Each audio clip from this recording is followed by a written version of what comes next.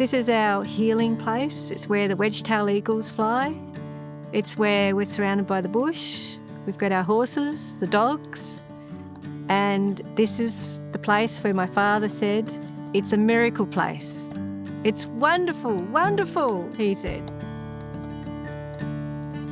So I'm Rowena Howard, and I'm Roger Howard's daughter, otherwise known as Dad. So we've had a few videos. We're trying to raise more funding with the Wicking Dementia Research and Education people who are doing world-class, research into dementia, why it occurs, because we know it occurs in young people, children, through to adults. It's not an old person's disease. I would really like to see more funding go towards it, because you have to sit and wonder what your life is all about.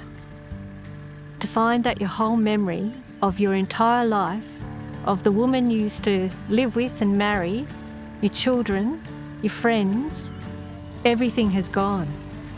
So don't you just wonder what is the purpose of life? And I would like to see people remember what their life was like, their reason for living. I would like to raise more awareness and more money to help resolve this disease.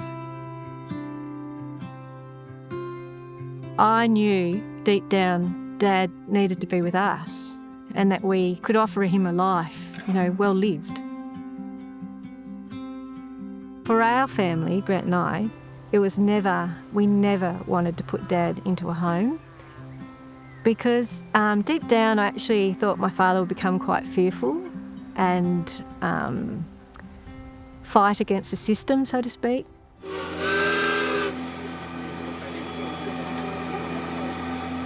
That's the beautiful part of Dad.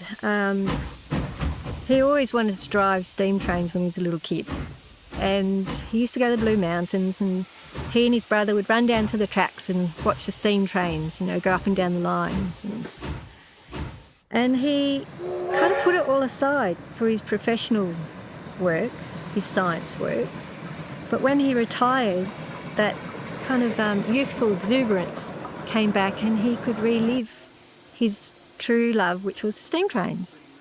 And he went and worked for the Canberra Railway Museum. And I actually thought he was volunteering, but just recently I saw he was paid. So he managed to get a great job there. And now I understand why he got so involved with doing up engines, because, the next minute he's designing engines, and, he was just a very high-level achiever.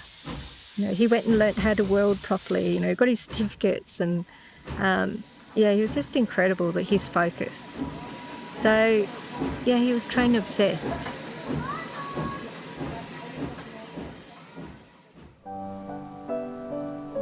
With dementia, Dad started la-la-ing a lot, and it's repetitious, and you can't sit here in silence.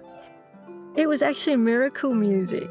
He would start, sit him down inside the room, and his la-la-ing was going on, and then put the music on, and all of a sudden he'd stop. And he would actually sing a tune. And then he would remember the words, and he would start to sing. Music allowed him to string words together, especially something that became very familiar.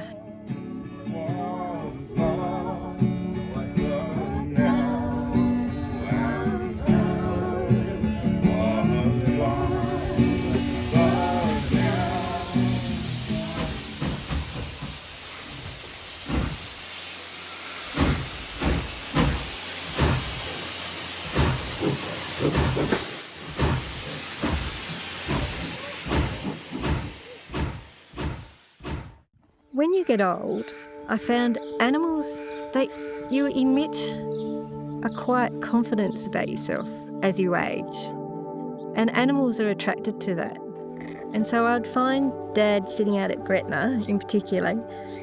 All the dogs would be lined up, sitting beside him. It's a beautiful thing to hang around an old person. I would love to see more people learn what it's actually like. If Dad were here now, you'd just feel at ease. There's a quiet confidence, it's just very special.